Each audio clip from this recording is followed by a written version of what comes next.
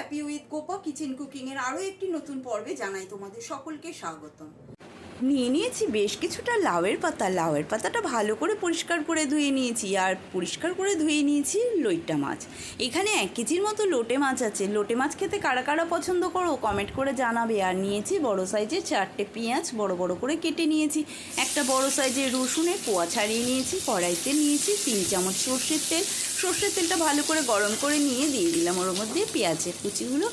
পেঁয়াজটা একটু নরম হওয়ার জন্য দিয়ে দিলাম সামান্য লবণ দিয়ে একটু নেড়ে চেড়ে নিয়ে এবার এর উপরেই দিয়ে দেবো রসুনের কোয়াগুলো দিয়েও কিছুক্ষণ নেড়ে চেড়ে নিয়ে দিয়ে দেবো আমি 6-7টা শুকনো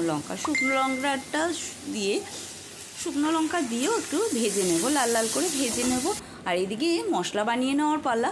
মিক্সার জারের মধ্যে দিয়ে দেবো সাদা সর্ষে, কালো সর্ষে আর পোস্ত। এটা মিহি একটা পাউডার বানিয়ে নেব। দেখো কি সুন্দর পাউডার বানিয়ে নিয়েছি। এবার এই পাউডারের ওপরেই দিয়ে দিচ্ছি 1/2 চামচ জিরের গুঁড়ো আর ভীষণই সামান্য জল দিয়ে একটা পেস্ট বানিয়ে নেব। আর এখানে পেঁয়াজ, রসুন আর শুকনো লঙ্কাটাও ভাজা হয়ে গেছে। এবার তুলে নিচ্ছি, তুলে নিয়ে এটা ঠান্ডা করতে দেবো। ঠান্ডা করতে দিয়ে আর এইদিকে নিয়ে নিয়েছি লোটে মাছের মধ্যে দেখো কিছুটা জল রয়েছে। এক্সট্রা জলটা সোক করার জন্য একটা টিস্যু পেপার নিয়েছি।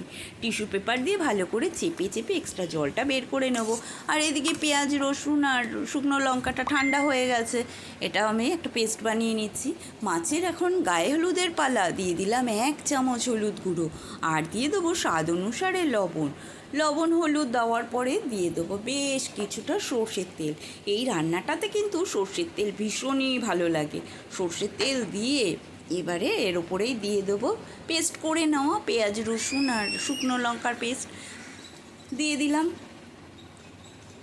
একবার বানিয়ে খেয়ে দেখবে বন্ধুরা, ভীষণই সুস্বাদু হয় এই রেসিপিটি। দিয়ে দেওয়ার পরে এবারে দিয়ে দেবো সর্ষে পোস্তর পেস্টে কিন্তু জল বেশি দেওয়া যাবে না। বেশি জল দিয়ে পেস্ট করলে কিন্তু লোটে মাছ থেকে জল বেরিয়ে যাবে। এবারে হাত দিয়ে ভালো করে একটু মেখে নিতে হবে। ভালো করে মেখে নিয়ে আর এইদিকে নিয়ে নিয়েছি একটা কড়াইয়ের মধ্যে দিয়ে দিলাম সামান্য সর্ষের তেলটা হাতের সাহায্যে একটু বুলিয়ে নেব। তোমাদের কাছে ব্রাশ থাকলে ব্রাশ দিয়ে বুলিয়ে নেবে। আর এখানে এবারে লোটে মাছের বিছানা করার পালা।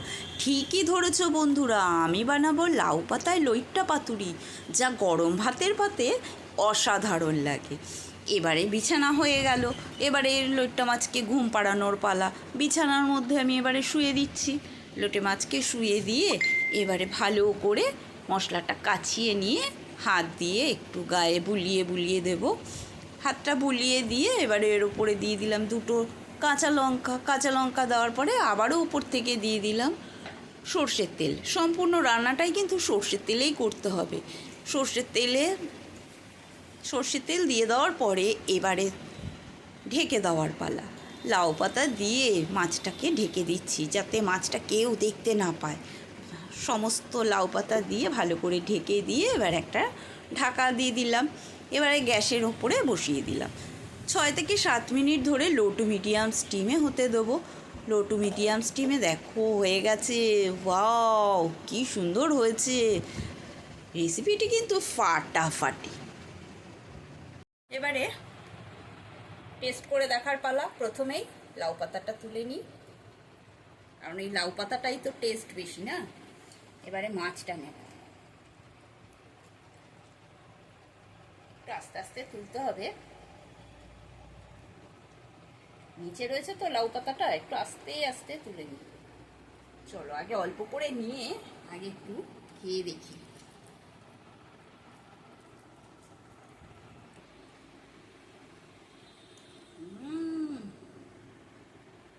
ফাটাফাটি হয়েছে, এতটাই টেস্ট হয়েছে। লাউ পাতার স্বাদটাও কিন্তু ভীষণই ভালো হয়েছে। তাহলে রেসিপিটি আজকে এই পর্যন্ত বন্ধুরা। আবারও নতুন কোনো রেসিপি নিয়ে হাজির হব। সকলেই সুস্থ থাকবে, ভালো থাকবে। আর যারা নতুন বন্ধু তারা কিন্তু সাবস্ক্রাইব করতে ভুলো না। একটা সাবস্ক্রাইব করে দিও, লাইক করে দেবে আর কমেন্ট করে অতি অবশ্যই জানাবে রেসিপিটি তোমাদের কেমন লাগলো। আর বন্ধু বান্ধব, আত্মীয় স্বজন সকলের মধ্যে একটু শেয়ার করে দেবে।